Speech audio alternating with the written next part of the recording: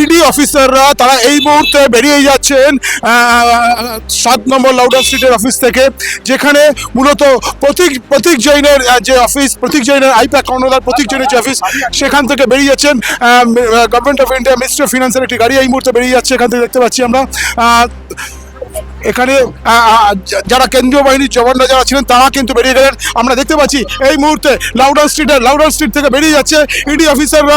তারা কিন্তু এই যে গাড়ি, সেই গাড়ি থেকে কিন্তু বেরিয়ে যাচ্ছেন, কিন্তু গাড়িতে শুধুমাত্র প্রথম যে গাড়িটা সেই গাড়িটাতে রয়েছেন ইডি আধিকারিকরা, একজন মহিলা অফিসার ছিল। আর দ্বিতীয় যে গাড়িটা সেই গাড়িটাতে কিন্তু কেন্দ্রীয় বাহিনীর জওয়ানরা ছিল। তারা বেরিয়ে গেলেন, এখন বাজে 2:57। সেই সময় কিন্তু ইডি অফিসাররা তারা বেরিয়ে গেলেন 7 নম্বর লাউডার স্ট্রিটের অফিস থেকে। তারা 7 নম্বর লাউডার স্ট্রিটের অফিস থেকে তারা বেরিয়ে গেলেন।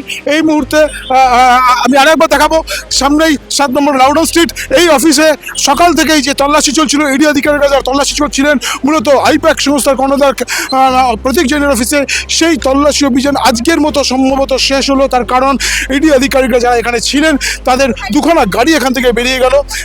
যারা কেন্দ্রীয় বাহিনীর জওয়ান যারা ছিলেন তারাও কিন্তু এখান থেকে বেরিয়ে গেলেন। ফলে বলা যেতে পারে যে সব কেন্দ্রীয় বাহিনীর জওয়ানরা যেহেতু একসঙ্গে বেরিয়ে গেলেন, দুটো গাড়িতে পরপর করে, একটা গাড়িতে ইডি আধিকারিকরা ছিলেন, আরেকটা গাড়িতে কেন্দ্রীয় বাহিনীর জওয়ান ছিলেন। তারা ঠিক এই দরজা দিয়ে সকালবেলা ঢোকেন এবং বেরোবার সময় পেছনের দরজা দিয়ে তারা বেরিয়ে গেলেন। এখন দেখার বিষয় এটাই যে এই তল্লাশির পরবর্তী সময় ইডির পক্ষ থেকে নতুন করে কোনো পদক্ষেপ গ্রহণ করা হয় কিনা। তার কারণ ইতিমধ্যেই কেন্দ্রীয় বাহিনীর জওয়ানরা এবং ইডি আধিকারিকরা তাদের একটা ইউনিট সেখানে আইপ্যাকের যে সল্টলেকের অফিস ছিল সেই অফিসেও কিন্তু তল্লাশি চালানো হচ্ছে।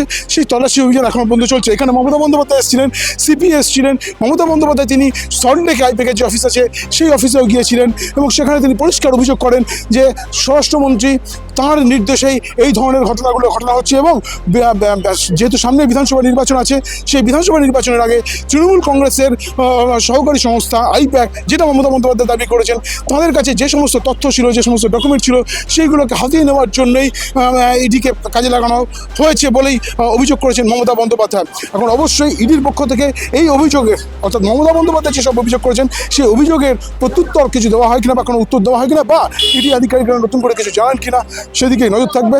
আপনাদের নজর থাকুক দ্য ওয়ার্ল্ড নিউজে, কারণ খবর এখন এখানেই।